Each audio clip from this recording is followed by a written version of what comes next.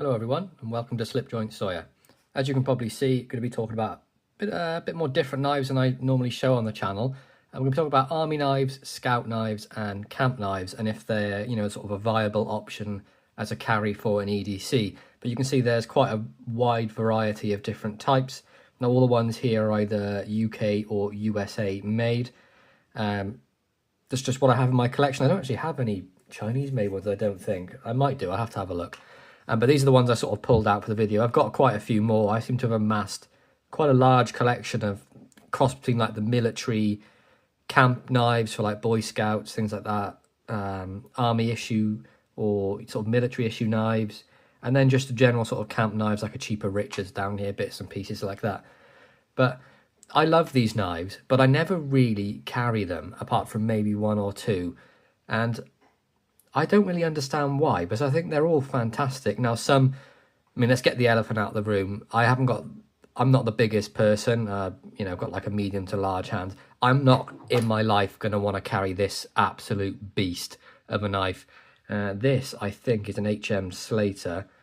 Yes, it's an HM Slater Venture. This is a Navy issue with the Marlin spike. It's got the heavy sort of aluminium covers with liners on it. Great if you're in the Navy, perfect for that, but as an EDC, not really a viable option for me at all. I think it would just be cumbersome and, it's not exactly the lightest thing either, is it? Let's face it.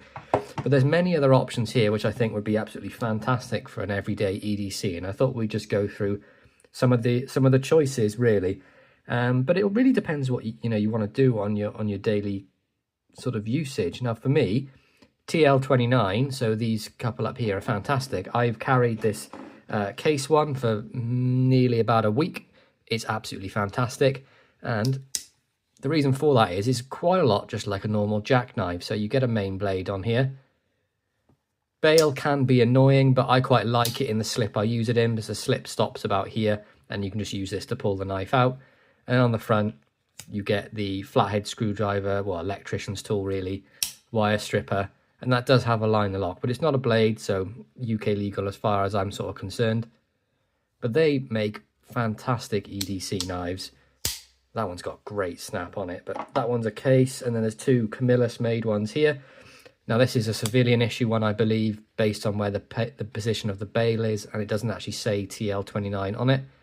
But I think this is a sort of 70s, 80s sort of age. You can see it's got a carbon steel blade.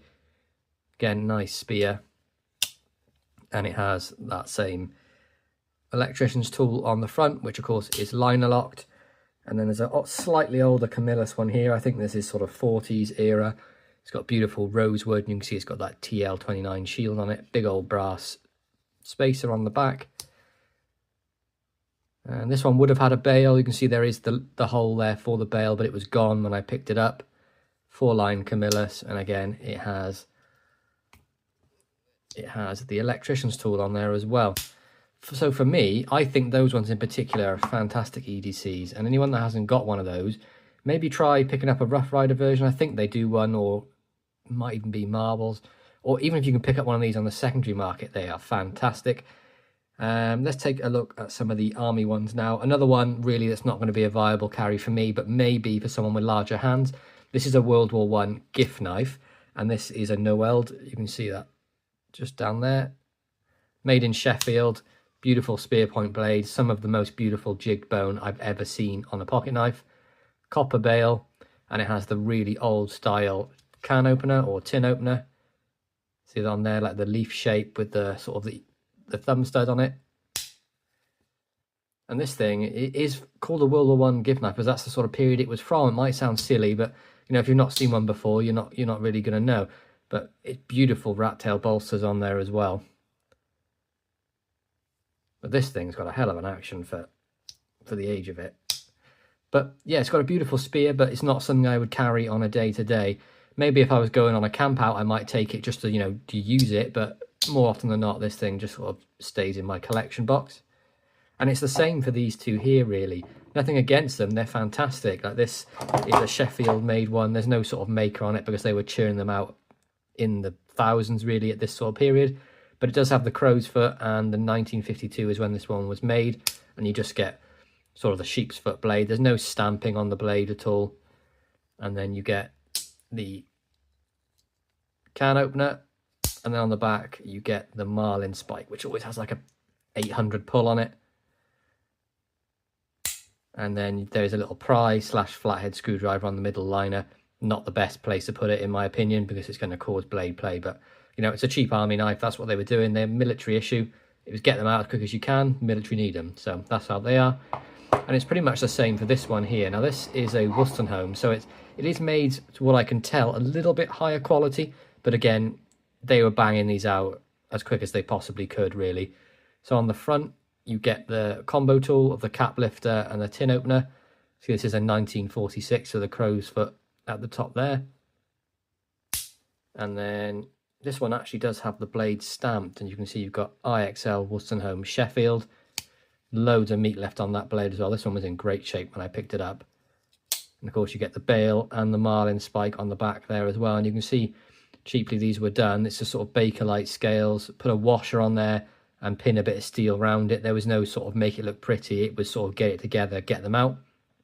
And then we have different sort of ones from that. We've got some, this is a Girl Scouts knife. We've got a Boy Scouts knife down here as well. This one's got a hell of a huge bail on it. Not entirely sure why.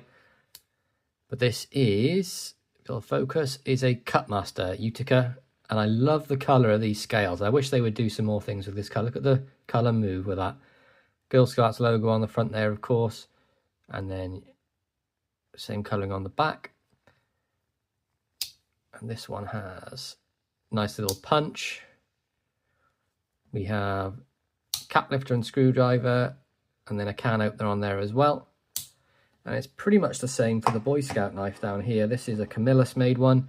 So that jigged plastic covers, and you can see the Cub Scouts BSA on there. And you get main blade, which actually has official Boy Scouts knife etched on it, and Camillus New York, this one was made. Big old brass liners on this, and this one actually only has the 3 tools on it, but you get the lockable punch and the can opener, which is nice. So you can see that bit of brass goes over and locks the can opener open. Same with the punch. But yeah, there's just so many viable options. Like these, not so much I would carry, mainly just they've got tools on there I wouldn't sort of use, or they seem a bit flimsy. If I was going to use the can opener or the punch, that they may sort of bend or something like that. But again, they are just made for sort of kids starting out with camping and things like that. This is one made for craftsmen. So you've got a cap lifter, a can opener. Again, a lot of these are going to have very similar tools on it. But this one has a beautiful clip point blade. And this, I want to say, is craftsman, but made by, come on, focus.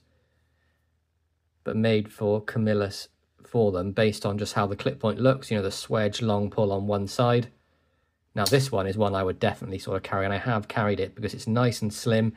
It's got a beautiful large clip point blade on it, and you know, it's got the rugged sort of Celador kind of scales.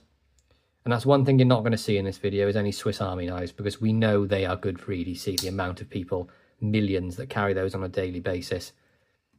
A couple of Wolstenholmes here in the middle then. These are definitely Scout knives. This one has a nice Master spear blade on there. It has a cap lifter. We have the old lobster claw style can opener on there. Very pointy, that one on the end. And we also have a punch on the back as well. Beautiful shield on the front, sort of hot dog style shield. Jigged sort of plastic covers, and I love the slanted bolsters on these. I think they're absolutely beautiful. And that spear point blade is fantastic as well. Lovely brass liners. Build quality on these is always a little bit higher. This one's very similar sort of tool set. This one will be a bit of a later date, but it's got a more updated can opener. But some of the things it does have that I really like, it has the cap lifter with the flathead screwdriver, but on the back there's a file. And then this one has the clip blade. Beautiful clip blade on this. IXL stamped on there. And then you may have seen on the back, this one has a corkscrew. And you can see that cut out, very sort of basic cut out. It looks like they've just literally done it with a hacksaw. And then the can opener on there as well. These ones, I've carried both of these, I think, actually, because they have that sort of slender profile. Nothing sort of sticks out too far. The bail isn't cumbersome or anything like that. They're fantastic knives. I love those. Richard's very much the same, but just like a real cheap version of it. Clamshell bolsters or sort of covers on this, and that's just sort of a wrap around there. That's not the actual colour of it. You can see it shrunk a bit, but you get can opener, cap lifter, nice big spear blade. But these were available in their thousands. They were sort of in every sort of news agents, just hung up on a bit of cardboard. They were maybe about £1 each. So, you know, they're inexpensive knives. They were made to sort of use and then just kind of bin when they were done. This one up here is a guides knife, Girl Guides. This one's beautiful. This is by William Rogers. Sheep's foot blade on there, and you get a marlin spike. Really well put together. This is, though, again, even though it's slender and a slim carry, it's not something I would sort of EDC. And it is really down to sort of personal preference. Just think it's a beautifully made knife, but it's not one I'm going to carry. But that's just me. It's kind of what I like. And then the same with this Camillus up here. I've carried this one, even though it's chunkier than this and even some of the other knives. It's just, you know, it's a good knife. Camillus, this one's a 1989. It's got the stainless covers on there that are sort of like stamped, pinned through. This one's built beautifully. There's no gapping at all. All these tools are mint. I don't think this has ever been issued. I think it might have been a surplus knife. Can opener, and then of course you get the big old long cap lifter with the flathead screwdriver. But this thing's beautiful carry. Carried this on numerous occasions. Wonderful. This one was actually a gift from John at Thrifty Caniffy. This is a Buster Brown. So this, I believe, was made for a shoe company. You can see it's got Brown Shoe Company St. Louis on there. Beautiful wooden covers on this one. This is not carried because it's a sentimental one. It was a gift, but it's beautiful. Really old. Again, can opener, and then a nice little punch on the back. And this one has beautiful fit and finish for the age. I think it's fantastic. I love the wood on there as well. And sort of the last two we've got up here are both USA, both very similar. This one, I believe, is part of the Boy Scouts again, or Cubs or something. I'm not familiar with these sort of logos, so I do apologise. But this one is an Imperial, and this is one of my favourite ones. It's just put together so well. Carbon steel, can take a beating and it won't sort of give up on you. Really comfortable in the hands, and a nice fat spear. So for me, a definite carry option. And then last but not least, this one here. This is a Camillus, I believe. Yeah, and this is a stainless one. Again, beautiful knife to carry. Anyone that's into these sort of knives, I would really recommend picking some of these older ones up before they go altogether.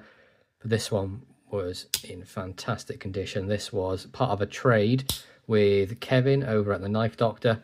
He sent over a couple of knives. I sent him some back, and this is one of the ones he sent me, and it's absolutely beautiful, and I love it. So really, are Army, Scout or Camp knives a viable knife for EDC? I know we've looked over quite a vast number of them in this video. Larger ones for me, no, not a chance. These sorts of ones, potentially, but the ones I'm really going to want to carry and enjoy using are going to be sort of the ones, the jackknife style ones, these Worstenholmes, or even some of these Camillus made ones like this. They are the ones that I would consider using as an everyday carry. But I hope you enjoyed the sort of overview of all these knives. If you did, please be sure to like, subscribe, and ring that bell for notifications. And I'll catch you guys in the next one. Peace out.